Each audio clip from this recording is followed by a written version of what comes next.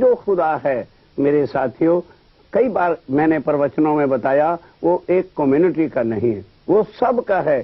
तो यदि उसके साथ हम कोई भी नाम हिंदुओं वाला या मुसलमानों वाला जोड़ देते हैं, तो हिंदुओं वाला नाम जोड़ दो तो कोई भी मुसलमान शीश झुकाने को, स्वीकार करने को तैयार नहीं होगा। और अगर मुसलमानों वाला नाम जोड़ देते हैं तो कोई हिंदू मानने के लिए तैयार नहीं। इसलिए उन्होंने खुद कहा, मैं साहिब हूं, मेरे इल्म से मुझको पहचानो, नर नारी बूढ़ा बालक जिन इल्म लिया, मेरा बूझ तिन साहिब करके पूजा, अर्श का यही गुज।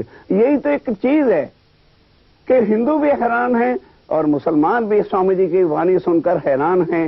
यारो ये क्या गजब की बातें, ये गजब की बातें ही तो उन्होंने आकर के अपना नाम, दुनिया वाला नाम नहीं, क्योंकि दुनिया वाले नाम तो निरंतर काल के बाद जाकर के शून्य शून्य में समा जाते हैं। अब उससे परे, ताकि कभी वो नाम खत्म ना हो, निज नाम श्री जी साहिब जी आकर के बताया, जिसका खूब खूब प्रचार किया। उसके बाद एक दिन क्या होता है, शरीर तो यहां सबके छूट जाने हैं।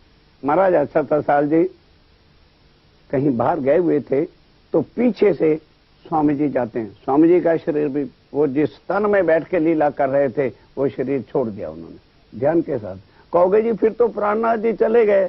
यही तो हम लोग यहां भूल जाते हैं कि शरीर को ही मानते हैं। जैसे राम भगवान का शरीर जो है यहां का है, और अंदर जो शक्ति है वो कहां की है?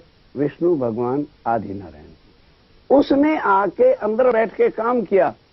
राम भगवान यदि कोई आज वैकुंठ में जाके ढूंढना चाहे, नहीं मिलेंगे। वहां तो विष्णु भगवान और लक्ष्मी हैं, वहां राम और सीता नहीं है।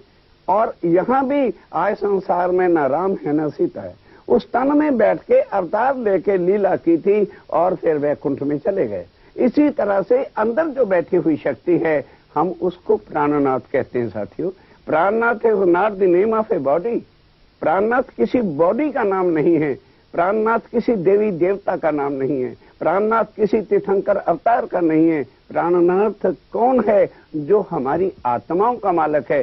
जैसे एक पत्नी अपने पति को क्या लिखती है? मेरे प्राणनाथ। तो प्राणनाथ जो कहा गया शब्द है, वो आत्माओं के पति, खामद जो आत्माओं का है और सारे जगत का खामद है, उसको कहा गया है।